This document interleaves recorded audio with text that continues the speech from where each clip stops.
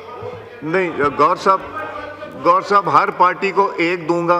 मेरे सब्र का इम्तिहान ना लें प्लीज, बस करें। मैं सबको, यहाँ महमूद खान साहब शायद बात करना चाह रहे हैं, प्लीज मुझे एक जी नवीद कमर। हमारे honourable former speaker, and I respect him a lot from day one, he has tried to present it कि एक पार्टी की जीत हुई और एक पार्टी की शिकस्त हुई। सर, अगर जीत होती तो पूरी पार्लियामान की होती, और अगर शिकस्त हुई है तो पूरी पार्लियामान की। जनाब स्पीकर, आज हम जहां खड़े हैं इसमें कोई शक नहीं, इस पर मैं 1% भी उनसे डिसएग्री नहीं करूंगा कि कंसेंसस बिल्डिंग जो है वो एक पेनस्टेकिंग, एक सब्र का इम्तहान वाला प्रोसेस होता है, और जब भी आप अच्छी चीज़ भी गलत तरीके से करने जाएं तो उसके नुकसानात होते हैं।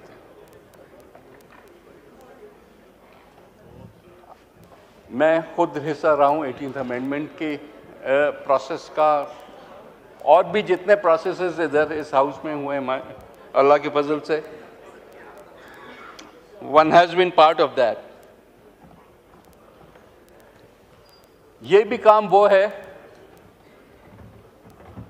जो कि सबकी इनपुट से, सबकी मशावरत से ही हो सकेगा, उसके बगैर नहीं होगा। जो ड्राफ्ट्स की बात हुई है, क्योंकि स्टेज पे उस हद तक लॉ मिनिस्टर से मैं एग्री करता हूं कि ये वो ड्राफ्ट नहीं है जो कि हाउस में इंट्रोड्यूस हो और उसके बाद कमेटीज़ को जाए। ये वो ड्राफ्ट उस स्टेज पे हैं जहां पता नहीं किस किस किस्म की तजावीज़ आई हमारे सामने। कुछ का जिक्र लॉ मिनिस्टर ने किया है और कुछ ऐसी भी हैं जिनका जिक्र उन्होंने नहीं किया। लेकिन as a political party, Pakistan Peoples Party ने इतनी सारी जो तजावीज़ आई उनको नैरो डाउन करके, या 2 या 3 या मेरा ख्याल 3 थी या 4 पे आके उसको रोक दिया कि इससे ज़्यादा हम नहीं कर सकते, और जो करें वो बेहतरी की तरफ लेके जाने वाला हो, पीछे की तरफ नहीं लेके जाना हो। इसमें कोई भी इनकार नहीं करेगा कि इस इंस्टीट्यूशन ने, जिसका हम सब हिस्सा हैं, जिसकी जिम्मेदारी हम सब पे आती है, इतनी स्पेस कंसीड की है, और इंस्टीट्यूशंस पे, फौज को भी कंसीड किया, जुडिशरी को भी कंसीड किया है। एक ज़माने में एग्जीक्यूटिव सबसे भारी होता था, अब एग्जीक्यूटिव भी रिसीविंग एंड पे होता है। लेकिन मकसद ये है कि अगर हम आवाम के वोट लेके आते हैं तो हमारा काम है कि इस इदारे को, ये मजबूत होगा तो हम सब मजबूत हैं, ये कमज़ोर होगा तो हम सब कमज़ोर हैं।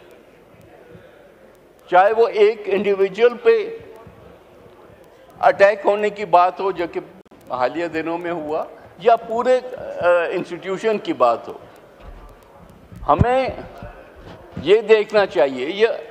यहाँ बार बार जजेस अपॉइंटमेंट की बात हुई, क्या आपके मेंबर्स और हम इकट्ठे बैठ के ये गिला नहीं करते थे कि जो रोल पार्लियामेंट का होना चाहिए इन द सिलेक्शन, क्योंकि ओरिजिनली तो पहले एग्जीक्यूटिव करती थी, प्राइम मिनिस्टर करता था, फिर COD के हिसाब से हम वो काम पार्लियामेंट में ले आए।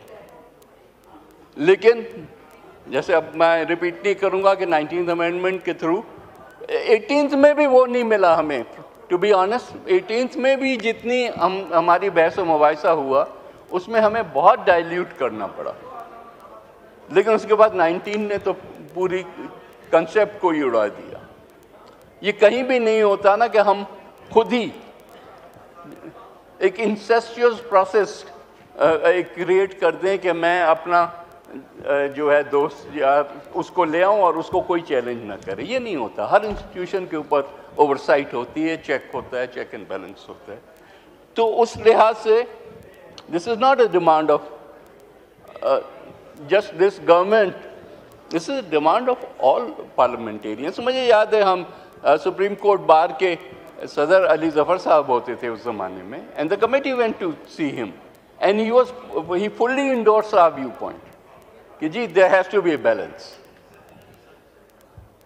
तो वो बैलेंस क्रिएट तभी होगा जब उस कमेटी को भी वही प्रोटेक्शन हो जो कि जुडिशियल जो उसमें ऑफिसर्स बैठे हैं उनको है.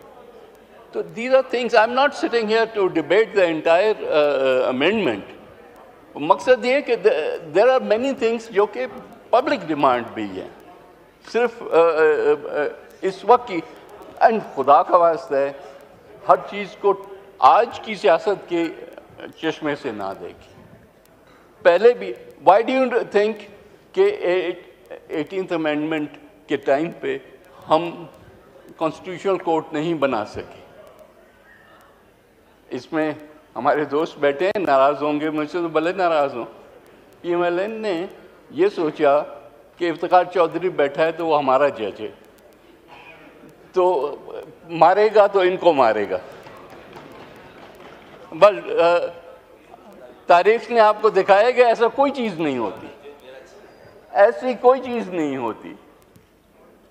तो आज मेरे दोस्त जो उधर बैठे हुए हैं वो कह रहे हैं कि जी काजी फायज ईसा अगर आ गया, मतलब पूरा का पूरा कंसेप्ट जो है वो आप जैसे कहते हैं अंग्रेजी में throwing the baby out with the bath water. Concept पे आए, इंडिविजुअल्स पे तो बैठ के डिबेट हो सकती है ना. अगर कंसेप्ट सही है तो ये ना कहें कि ये आएगा जज तो हमारे फ़ायदे का होगा या ये जज आएगा तो हमें नुकसान देगा. ऑल द जजेस who have reached that level are all honourable to us. हम सबका एहतराम करते हैं. एंड ये हम क्यों समझे कि जो नेक्स्ट चीफ जस्टिस है मंसूर अली शाह साहब, I think I have the highest admiration for him. ये थोड़ी है कि हम एक को आगे कर रहे हैं और एक को पीछे कर रहे हैं. तो ये जो प्रोसेस बन जाए तो फिर हम बैठ के देखते हैं कि who is the most appropriate person in the job. हम जब बात करते हैं प्रोटेक्शन ऑफ पार्लियामेंट की या प्रोटेक्शन ऑफ पार्लियामेंट राइट्स की, and now I am talking on larger level, तो फिर ये पीपल्स पार्टी का इशू तो नहीं है ना, या पीटीआई का इशू तो नहीं है. आज पीटीआई खड़ी है कि जगह जुडिशरी को पावर्स मिल गए तो पीटीआई स्ट्रांग है, अगर पार्लियामेंट को पावर्स मिल गए तो पीपल्स पार्टी या मुस्लिम लीग स्ट्रांग है. ये तो नहीं होता. Look at it in the right perspective. Let us sit down. Process अभी चलेगा. लेट अस सिट डाउन, देखें कि क्या एक्सेप्टेबल. कल कमेटी में भी ये मौलाना साहब से भी बिलावल साहब ने ये रिक्वेस्ट की, आप उठाएं और देखें कि कौन सी चीज़ एक्सेप्टेबल है कौन सी नहीं है. जहां सबको पॉलिटिक्स होती है, हम सबकी पॉलिटिक्स होती है. There are times when we take positions जब हमें पता भी होता है कि ये सही नहीं है, फिर भी हम पोजीशंस लेते हैं because it suits us at that time. लेकिन थोड़ा सा एक स्टेप पीछे हट के फिर मेरिट पे देखें कि किस चीज़ में फ़ायदा है और किस चीज़ में फ़ायदा नहीं है. Go beyond today. Look at it in the next 5 years, 10 years, 20 years, and then look at that perspective. Only then will we be able to. So, what I would urge everybody is कि एक forum हमने जो create किया, ये legislative forum नहीं है. जो special committee है वो रिप्लेसमेंट नहीं है लॉ एंड जस्टिस कमेटी की. वो एक कंसेंसस बिल्डिंग फोरम है जिसमें सीनियर जो है रिप्रेजेंटेशन वो तमाम पार्टीज़ की है कि जिस चीज़ पे वहाँ हम अग्री हों वही फिर आगे जाए. फिर वो जो भी प्रोसेस है गवर्नमेंट का वो करके फिर पार्लियामेंट में आए, फिर कमेटी को जाए. तो हम और ये जो ड्राफ्ट इस वक्त सर्कुलेट कर रहा है या मीडिया पे है, to be honest this is not consensus draft. इसमें कई शिकें ऐसी भी हैं जिस पे हमें भी एतराज़ है. So this is not a draft जिसको हम फाइनलिटी दे के समझें कि बस यही हुकूमत करना चाहती है। जब आएगा सबके मशावरत से बैठेंगे, उसके बाद जब टिक ऑफ होगा फिर ही हम उसको लेके जाएंगे, फिर गवर्नमेंट लेके जाए अपने कैबिनेट में और फिर इधर आए। So please I would urge you कि ये अनफिनिश एजेंडाज जो हैं उसको हम वक्त लेके देखें। एंड ये वाली अमेंडमेंट या इस लाइंस पे जो अमेंडमेंट्स है वो एक हिस्सा है। जो कमेटी में हमने एजेंडा रखा है, it goes way beyond that. Constitution obviously ऐसा सुपर जो लॉ है इस मुल्क का, लेकिन हमने कहा है कि हम मेंबर्स की प्रिविलेजेस भी इसमें देखेंगे। मेंबर्स की अक्सर depending on which side of the aisle you are, victimisation की भी शिकायत होती है। लॉज जो हैं, नैब लॉ मसलन, कभी आप इधर होते हैं आपको पसंद आता है, कभी आप उधर होते हैं आपको नहीं पसंद आता। Let us go rise above that. Let us हमेशा कानून को उस नज़र से देखना चाहिए कि मैं रिसीविंग एंड पे हूँ, अब उसका क्या इफेक्ट होगा। तो उन सारी जो कवानीन है उसको यूं ना देखा जाए कि अगले को पकड़ें किस तरह से और जकड़ें किस तरह से, यूं देखा जाए कि इसमें इंसाफ मिलता हो। So let us re-examine all of those things again in an atmosphere where we are not trying to get at each other's throats. इसी तरह से आपके रूल्स और प्रोसीजर जो हैं, हालांकि रूल्स में कई चीज़ें डाल दी गई, लेकिन उस पर इम्प्लीमेंटेशन कुछ जो है वो कहीं कहीं कमज़ोर रही। So is a much larger agenda as I was saying. और भी कुछ हैं, प्रोसीजरल चीज़ें हैं, हमारी रिलेशनशिप दूसरी इंस्टीट्यूशंस के साथ, and not just the judiciary और the military but also other institutions, executive, police, क्या रिलेशनशिप है, कहाँ हमारा रोल ख़त्म होता है, उनका रोल शुरू होता है। Privileges of this house, privilege है क्या और क्या होना चाहिए, आया कोडिफाई होना चाहिए या नहीं होना चाहिए, हमें इन सब चीज़ों पे एक नज़र रखनी है। सो in conclusion, Asad Kaisar Saab, I need to address you again.